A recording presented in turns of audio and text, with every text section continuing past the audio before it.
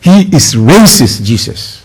Matthew 15:21. An Arab woman, subhanallah, she ran to him. She said, good master, my daughter is sick with shaitan, with the demon. Please heal her. You know what Jesus did? You look at her and you go like this.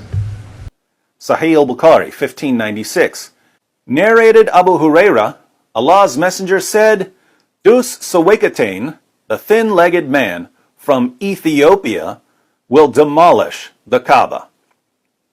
Muhammad was a prophet, and this is one of Muhammad's prophecies. The Kaaba will be destroyed by a thin-legged black man from Ethiopia.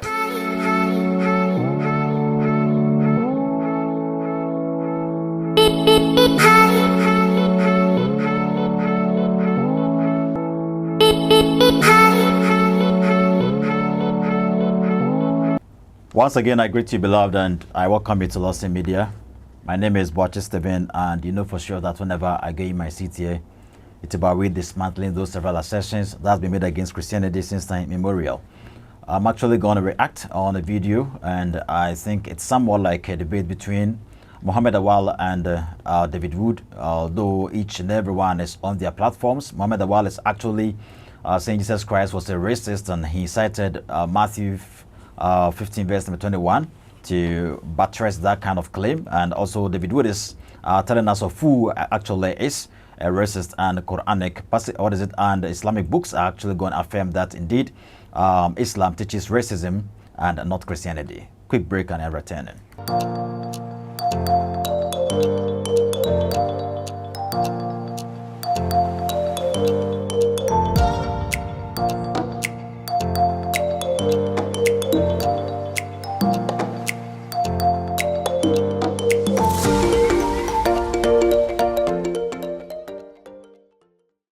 Well, quickly, let's watch the video from the side of Muhammad Awal when he was actually referencing Jesus as a racist by reading, by making reference to Matthew 15 verse number 21. I have seen racism on the part of Jesus. He is racist, Jesus. Matthew 15:21. An Arab woman, subhanallah, she ran to him. She said, good master, my daughter is sick with shaitan, with the demon. Please heal her. You know what Jesus did? You look at her and you go like this. And she came over here. She said, oh master, my daughter is possessed with the devil. Please heal her. Jesus Christ, he made like this.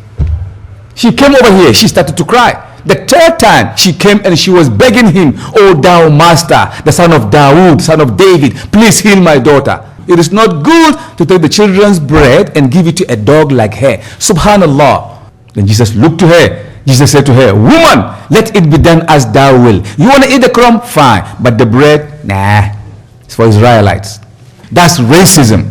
He's a Jew, she's an Arab. I'm not going to give you. Racism.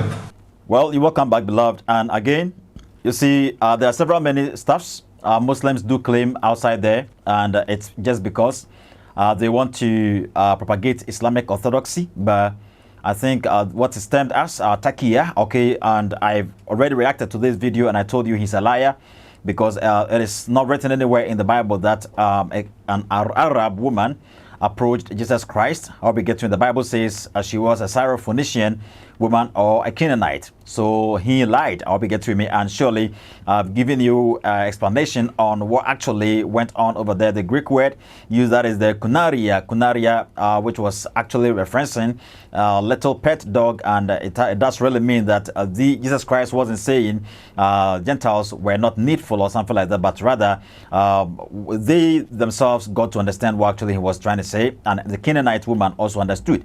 Muhammad Awal lied by saying she was an Arab. Well, let's go to David Wood. Is actually going to help us with the discrimination Muhammad did while alive. You see, let's go to him. According to Muhammad, the prophet of Islam, Satan looks like a black man, and black people look like Satan. So, of all the people in the world, black people are the ones who look most like Satan. Hence, the ultimate enemy of Muslims everywhere is, according to Muhammad, black. But Satan isn't the only enemy of Muslims. There's also the leader of the army that will destroy the Kaaba, the heart of Muslim worship. Chapter 49 of Book 25 of Sahih al-Bukhari is titled The Demolishing of the Kaaba. Below that, we have Aisha saying that the Prophet said, "An army will attack the Kaaba, and that army will sink down in the earth." Who are these people, and what race is their leader? Sahih al-Bukhari, 1595. Narrated Ibn Abbas, the Prophet said, as if I am looking at him, "A black person with thin legs plucking out the stones of the Kaaba, one after another." Sahih al-Bukhari, 1596. Narrated Abu Huraira, Allah's Messenger said, "Dus Sawakatain, the thin-legged man from Ethiopia, will demolish the Kaaba." Muhammad was a prophet, and this is one of Muhammad's prophecies. The Kaaba will be destroyed by a thin-legged black man from Ethiopia. This suggests that Muslims need to watch out for thin-legged black men from Ethiopia.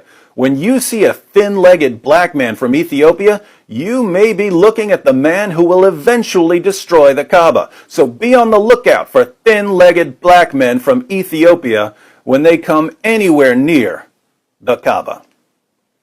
Talk about racial profiling. So Satan looks like a black man, and he sends a black man at the head of a black army to destroy Islam's holiest site. I'd like to ask the Muslims who are watching this, do you agree with your prophet that Satan looks like a black man? Do you agree with your prophet that the Kaaba will be destroyed by a black man? Does Muhammad's prophecy make you suspicious of black men? Let me know in the comments section. For more on the white prophet who bought, owned, sold, and traded black African slaves, and who said that Satan looks like a black man, and that a black man will one day destroy Islam's main center of pagan worship, be sure to check out these videos. And remember, if you want to stick it to Whitey, just convert to Islam. So that is it. You see, he also gives us some Quran, some traditions in Islam that actually affirm that Muhammad had hatred for blacks. Okay, he actually asserted that blacks are not going to heaven. All blacks are going to hell, and all that we get to me. And there are several there are several books in Islam that also buttresses this kind of idea and putting forth. Well, let me help you with some of them. These books in Islam actually says that indeed Muhammad had hatred for Christians. If you go to the Mishkat al-Masabihi 119 book 1 hadith number 112, it says that Allah struck Adam's right hand and left shoulder and brought forth his white and black children and blacks to enter hell. You see, so according to this book I gave you, it's an authentic tradition in Islam. It also stipulates that Muhammad actually taught his ummah that indeed Allah had hatred for blacks, and surely those descendants of Adam who are whites are going to hell, and those that are blacks are going to who are whites are going to heaven, and those that are black are going to hell. Well, again, Muhammad compared the black man to Satan. Okay, he compared the black man to Satan. He said, the moment you come across a black man, you've already met up with Satan. I hope you get to me. That's exactly what Muhammad said in Sahih al-Bukhari, chapter 49. It's the demolition of the Kaaba. Okay, if you go to this place, you get to know a lot about what Muhammad said. Aisha said that the Prophet said, an army will attack the Kaaba, and that army will sink down in the earth. And also, if you go to hadith number 1595, it was narrated, Ibn Abbas narrated that the Prophet said, as if I am looking at him, a black person with thin legs plucking out the stones of the Kaaba one after another. How we get through me? So according to Islam and according to this book, seriously, Jesus Christ wasn't a racist. How we get through me? He never discriminated based on color or something like that, but I think he tested the Syrophoenician woman. I'll be get to him. God is fond of testing and not tempting.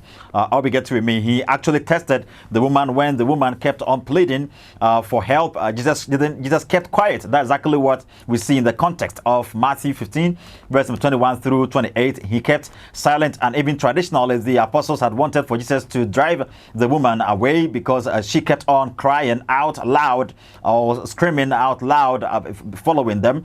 And surely Jesus Christ didn't do that, but only to turn out to her and tell her, woman, it isn't good to present to the little pet dogs the food that is supposed to be given to the children. You see, so Jesus somewhat or somehow humored the Syrophoenician woman, and she also humored Jesus Christ back by saying, even when the masters eat, okay, the food that the children are supposed to eat, those that are left, the leftover, the bits, are also thrown to the little pet dog. So the woman herself understood, okay, and she understood that indeed Jesus Christ wasn't discriminating. And what did Jesus do? Yes, surely he healed her daughter for her. Muhammad actually didn't like those that were with infirmities and all that. We get to me.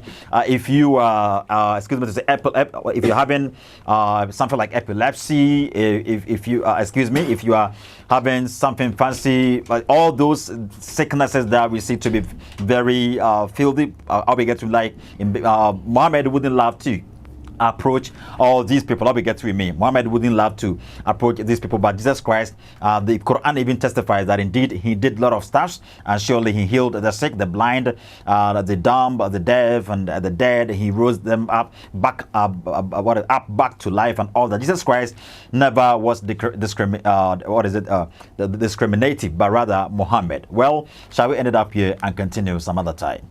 Bye bye. Seriously, there is an end to everything we're doing over here on earth. We are informative beings. We carry information wheresoever we go, and without us there wouldn't be the happenings of events in lot of countries.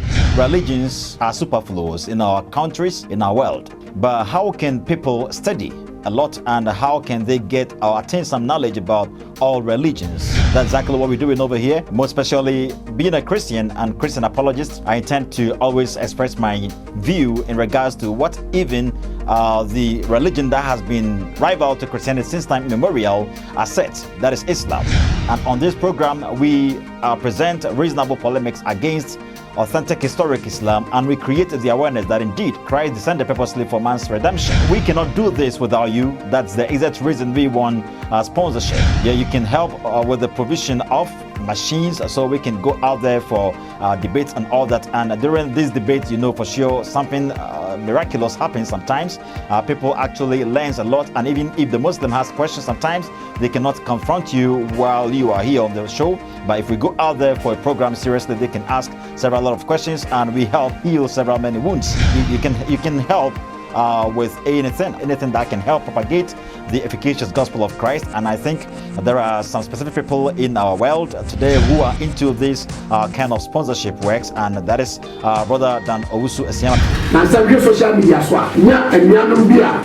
Muslims any debate let me share our arguments and let me give you every paper. Now who back and you our do my Church of Christ preach our ha. Now brother back we have more lost in TV now. And then but you na mo ya no. Me support mo. I la bin shamo. Wo go swara na mo ye. Minimum do but 25 million and I'm the name May God richly bless you for what actually did for us, and it actually told us for sure that you do follow this program and you love it. You love the propagation of the efficacious gospel. And also Brother Ken Biney, may God bless you as well. Mr. COD, Mr. Peter, Uncle Sam of Toronto, Canada, Ghana House, Mr. Edu, we need your sponsorship. Specifically, I've mentioned your name because I actually know what you're doing in the system. And whosoever, wheresoever you are, you can pick up the contact that is emerging on your screen and communicate us, so you can discuss with that what actually you would love to help with. May God richly bless you. Your sponsorship is needed.